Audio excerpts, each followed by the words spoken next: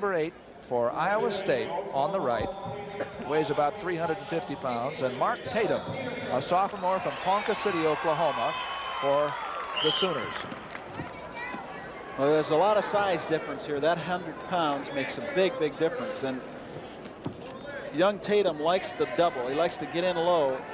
You go in low on a big man like this, not only can you lose the takedown, you can get hurt. So it becomes very important, kind of throwing his style off.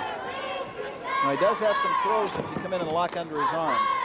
But I think Petersen has got enough height as well as the weight to affect the difference. They had a pretty good match last year in the Big 8 championships, which Petersen won, but it was not all that easy. However, Petersen's a little better heavyweight this year. He certainly is. I think he's wrestling a little better, and he's got more control of his body, doesn't waste as much motion. He deserves to be 8 because he's doing better things and has a better attitude. Petersen of Iowa State spent 2 years in junior college ranks where he was a national champion 1 year after finishing second the year before. No score. As most big men, they kind of get into this lean on each other push position. And Tatum seems to be powerful enough not to get pushed out of there too much.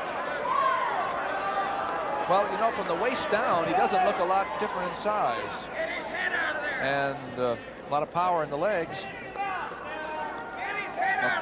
You can hear Coach Nichols perhaps yelling over the PA system to get his head out of there. That's one of the reasons why Tatum is not getting pushed out, is because his head's in on Petersen's chest.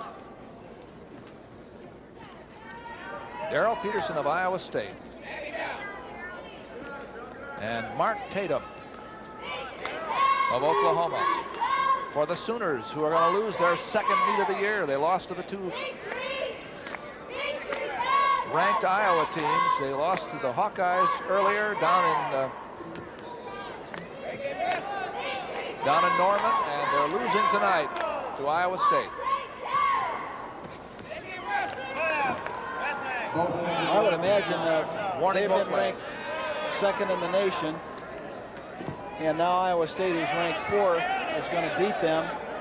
Of course, Iowa State lost to Wisconsin, who's ranked below them, so there's going to be a major shift here in the rankings, with Iowa, of course, staying on top because they do have the best team, and all the rest of them are scrambling around for that second, third, fourth spot. There's the first point of the match. This time a penalty is assessed against Tatum for stalling.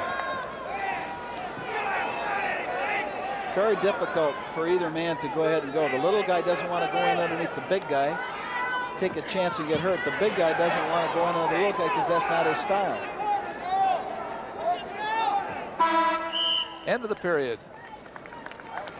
Darryl Petersen, Harold Nichols. Illustrious career coming to a close at Iowa State after this season. And it looks as if his young team is making some progress, Chuck. Well, it helped to have Bill Kelly back in at 126. John Thorne wasn't there. They're hoping to have Kelly at 118 by the end of the year. And if they do, this is going to be a much stronger Iowa State team. They become very tough with those 2 guys both in the lineup. Now, Tatum is out immediately in the second period and has a 1-1 score. It was a nice build-up on his part where he did a tripod build-up, and then when Petersen tried to knock him down, he brought himself out of there with a roll. You can't continue to back up like this all the time. Another penalty.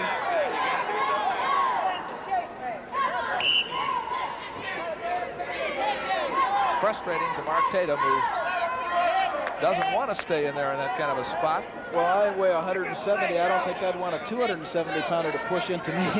You know, I probably wouldn't be able to stay in there either, and neither would anybody else outweigh 100 pounds. But he does have to try to affect some kind of offense. In order to win the match, he has to try to affect some kind of offense.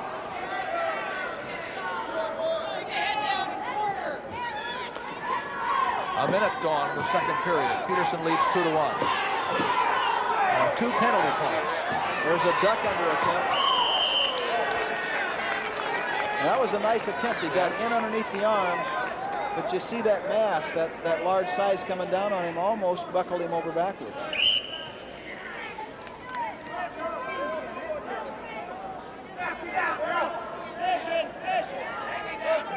There's an elbow up in the face, as well as a head into the chest. Should bring Coach Nichols to his feet. And it did.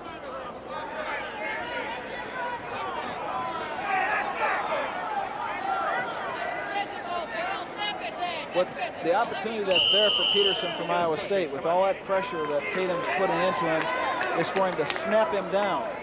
And instead of trying to push into him, once he gets his feet back and his head in, would be to snap his head down toward your feet. That would be effective. I think Mark Tatum is letting the, I think they say in the locker room sometimes, letting the referee get into his head. Yes, that's right. He's worrying a little bit about what he thinks is unfairness against him, and he's forgotten to wrestle a little bit. Score is 2-1 here. And there it is again. He's a little frustrated, you're right. And this time it's 2 points, 4-1. One more and it's disqualification. Well, he might make this period, but I don't know if he'll make the last period if stays in this kind of position. Okay. Last period, 4-1.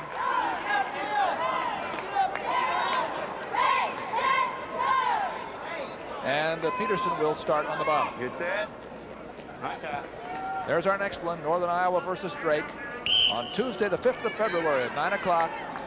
Same time here on Iowa Public Television. Petersen is out. We're back on the feet again, 5-1. And we've seen his offense basically is just kind of pushing off the shoulder and reaching into the leg. But he will get him disqualified on that because he has the size and he can chase him around. You can see the frustration of Tatum just kind of pawing and slapping. Petersen would like to get those arms hooked up because he's very good with that. He gets an arm hooked up, then he steps around the leg.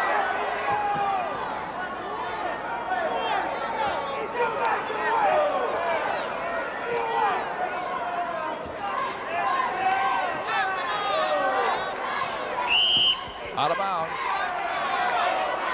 Well, I'm sure, don't you suppose that if I were referee Dan Hill, I'd have it in the back of my mind that one more is disqualification, and I'm going to make it good. If it's going to be a disqualification, it's going to be a sure thing. I'm sure that's there. I'm sure that's there in Petersen's mind too. I'm going to make it good. You're in a little bit of a position now to affect the referee's judgment. He can dictate a little bit. He can push and not get himself in danger. Now see, he has an opportunity right here. He's got the arm locked, and he has an opportunity to pull him up tight, but he has to do something with it.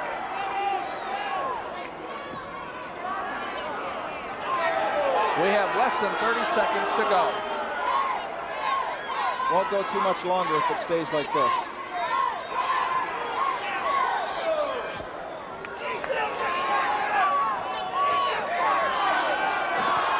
What if they needed it? Yeah, if they needed it, this would be something. He called it. Yep.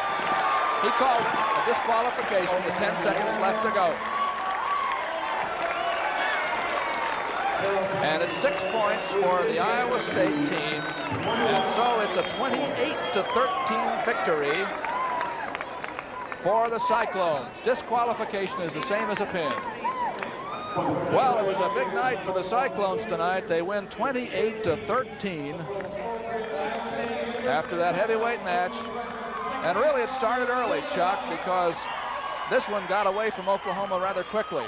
They got a win at the very first plate class, Gorry over Higgins, 3-0.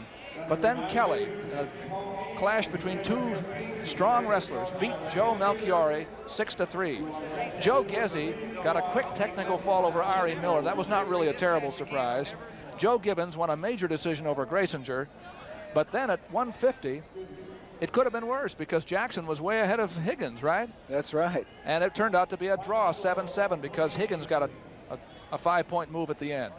Then Dave Ewing beat Ken Fisher at 158 pounds, 12-4 on a major decision. And then in the big surprise, perhaps, I would say. Solomon Carr beat John LaVille at 13-7 at 167. At 177, Melvin Douglas beat Bob Gassman 19-5, but the horse was already gone. Didn't make any difference if you locked the barn door by then. Diane Shade beat John Heropoulos 10-4, and then Darryl Peterson won a disqualification over Mark Tatum at heavyweight. So the number 4 ranked Iowa State Cyclones defeat the number 2 ranked Oklahoma Sooners 4-2, and it looks to me as if the Cyclones are improving. Chuck? I think that they're making drastic improvements here in this program. It's just coming along real fine for them. Well, once again, the final score is Iowa State 28 and Oklahoma 13. A reminder, our next college wrestling meet will be a week from tonight, Tuesday, February 5th at 9 o'clock, when Northern Iowa takes on Drake. That's next Tuesday, 9 o'clock p.m. Hope you plan to watch.